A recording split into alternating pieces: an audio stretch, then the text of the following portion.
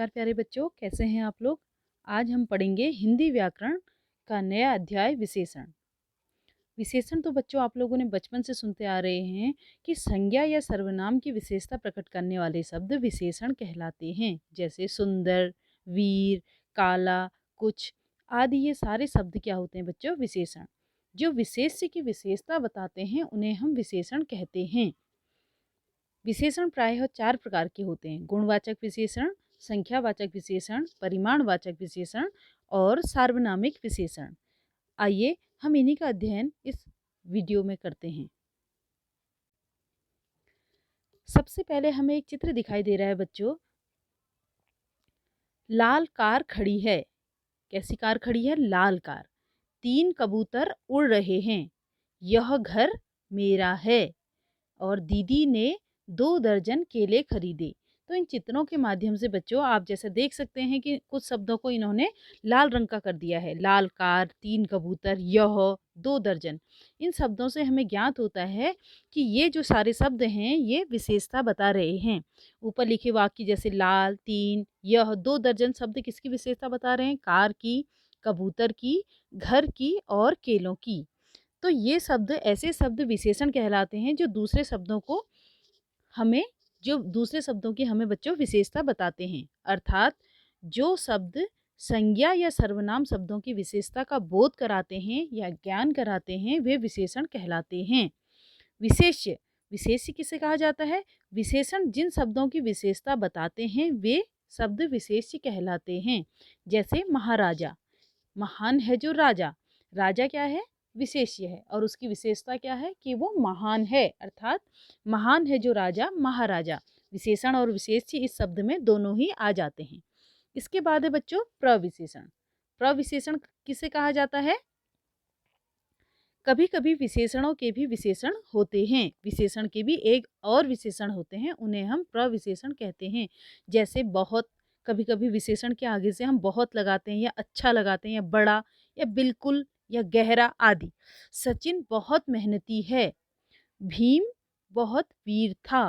आज बहुत अधिक गर्मी है। इस प्रकार देखते हैं आप कि मेहनती, मेहनती क्या है? विशेषण है और उसके आगे से प्रविशेषण लगा दिया बहुत। वीर विशेषण है तो वीर के आगे से बहुत। गर्मी, आज गर्मी बहुत है तो गर्मी क्या है बच्चों? विशेषण शब्द है जिसके आगे से उन्होंने बहुत अधिक लगा दिया तो वो प्रविशेषण हो जाएगा। विशेषण के भेद, विशेषण के भेद जैसा कि मैंने अभी आपको बताया कि विशेषण के भेद कितने होते हैं बच्चों? विशेषण के 4 भेद होते हैं: गुणवाचक विशेषण, संख्यावाचक विशेषण, परिमाणवाचक विशेषण और सार्वनामिक विशेषण। सबसे पहले हम बात करते हैं गुणवाचक विशेषण की। जो शब्द संज्ञा और सर्वनाम के गुण, दोष, रंग, आकार, अवस्था आदि का बोध कराते हैं उन्हें हम गुणवाचक विशेषण कहते हैं। जैसे असीम बुद्धिमान बालक है। बुद्धिमान को इन्होंने चित्र द्वारा रंगीन कर दिया है बच्चों। जैसे झंडे में केसरी, सफ़ेद और हरा रंग होता है। तो इन 3 रंगों के माध्यम से इन्होंने हमें बता दिया है कि झंडे की विशेषता क्या है कि वो केसरी है, सफ़ेद है और हरे रंग का है। प्रमुख कुछ गुणवाचक विशेषण इस प्रकार होते हैं। जैसे गुण के आधार पर स्नेह, अच्छा, बुद्धिमान। दोष के आधार पर मूर्ख, आलसी, बुरा। रंग, रूप, आकार, अवस्था, स्थान, समय, स्वाद और स्पर्श, इन सभी को गुणवाचक के अंदर रखा जाता है बच्चों। जैसे वह वस्तु बहुत कठोर है कहेंगे तो वो गुणवाचक विशेषण के अंदर आती है। इसके साथ है बच्चों दूसरा विशेषण कौन सा है? परिमाणवाचक विशेषण। जिन विशेषणों से संज्ञा या सर्वनाम शब्दों के मापतोल का पता चले उन्हें हम परिमाणवाचक विशेषण कहते हैं। जैसे 2 मीटर कपड़ा, हमें पता है, हमें उसकी मात्रा पता है, हमें उसकी मापतोल पता है कि वो कपड़ा कितना है, 2 मीटर है। 5 किलो चीनी, 5 किलो चीनी। तो ये क्या है बच्चों? ये भी परिमाणवाचक विशेषण है। इसके अंदर भी इन्होंने इसके 2 भागों में विभाजित कर दिया परिमाणवाचक विशेषण को, एक निश्चित परिमाणवाचक विशेषण और एक अनिश्चित परिमाणवाचक विशेषण। निश्चित परिमाणवाचक विशेषण किसे कहते हैं? जिन विशेषण शब्दों से किसी निश्चित मापतोल का, जिसमें हमें ज्ञात होता है कि जो वस्तु है वो कितनी है, तो उसका ज्ञान होता है बच्चों, तो उसमें हमें निश्चित परिमाणवाचक होता है। जैसे 2 किलो चावल, कितने चावल हैं? 2 किलो चावल। 3 लीटर दूध, तो 3 लीटर दूध है तो हमें ज्ञात हो रहा है कि कितना लीटर है? 3 लीटर है, तो हमें पता है कि मात्रा निश्चित है, माप जो है। अनिश्चित परिमाणवाचक विशेषण क्या होते हैं? जिन विशेषण शब्दों से किसी निश्चित मापतोल का पता नहीं चलता, उन्हें अनिश्चित परिमाणवाचक विशेषण कहते हैं। जैसे चाय में थोड़ी सी चीनी डाल दो, अब हमें उन्होंने ये नहीं बताया है कि कितनी चीनी डाल दो, उसकी मापतोल नहीं बताई है, बस थोड़ी सी चीनी डाल दो। बाजार से कुछ फल ले आओ, बाजार से कुछ फल ले आओ, अर्थात कितने फल लाने हैं इसका हमें ज्ञान नहीं है, तो ये अनिश्चित परिमाणवाचक विशेषण में आ जाएगा। अगला है संख्यावाचक विशेषण। तीसरा है, पहला था गुणवाचक विशेषण, दूसरा परिमाणवाचक विशेषण, अब तीसरा पढ़ेंगे हम संख्यावाचक विशेषण। जो विशेषण शब्द किसी संख्या या सर्वनाम शब्द की संख्या या क्रम का बोध कराते हैं, अर्थात हमें किसका ज्ञान कराते हैं? संख्या का। इस बात का ध्यान रहे कि किसका ज्ञान कराते हैं? संख्या का। निश्चित संख्या विशेषण कहलाते हैं। तो वो क्या कहलाते हैं बच्चों? जैसे यहाँ आप लोगों ने देखा, ये परिभाषा पढ़ रहे थे हम, ये निश्चित संख्या का क्रम का बोध कराते हैं, उन्हें संख्यावाचक विशेषण कहते हैं। जैसे कक्षा में 4 पंखे हैं, विद्यालय में 20 कमरे हैं, तो हमें संख्या का ज्ञान हो रहा है और हम इन्हें गिन भी सकते हैं कि कितने कमरे हैं, 1 2 3 करके 20 कमरे हैं। कक्षा में 4 पंखे हैं।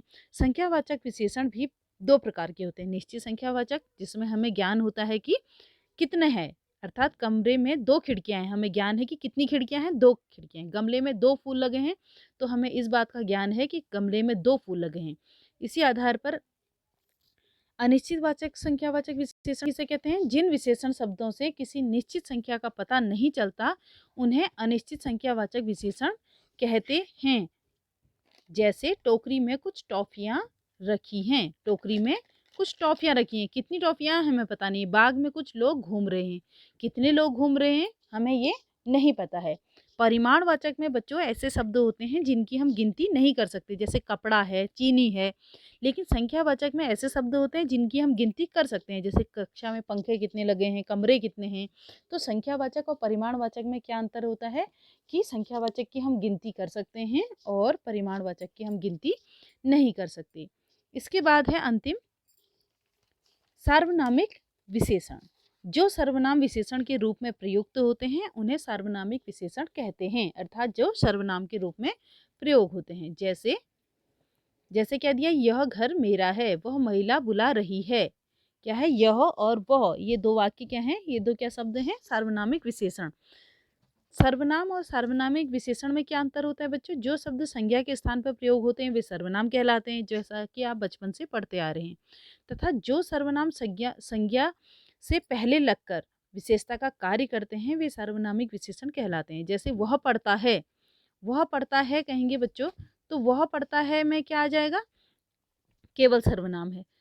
सार्वनामिक विशेषण क्या हो गया? वह बालक पढ़ता है, किसी बालक ने बुलाया है, तो क्योंकि वो संज्ञा से पहले लग रहा है इसलिए वो सार्वनामिक विशेषण कहलाता है बच्चों।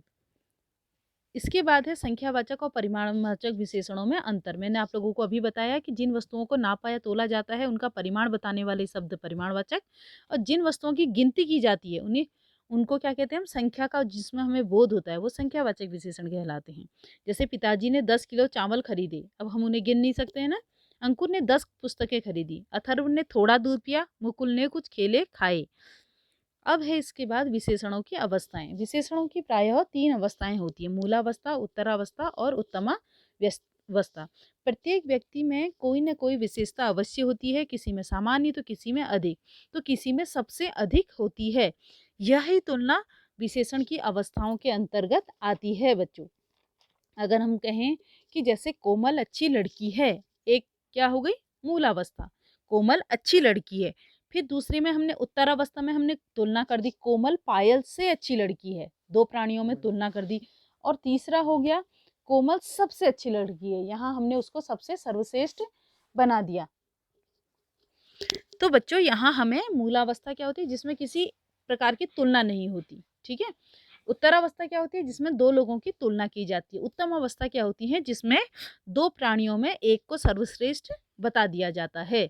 उसे हम क्या कहते हैं बच्चों? उसे हम उत्तम अवस्था कहते हैं। जैसे उच्च उच्चतर उच्चतम, सुंदर सुंदरतम तर सुंदरतम, लघु लघुतर लघुतम, प्रिय प्रियतर प्रियतम।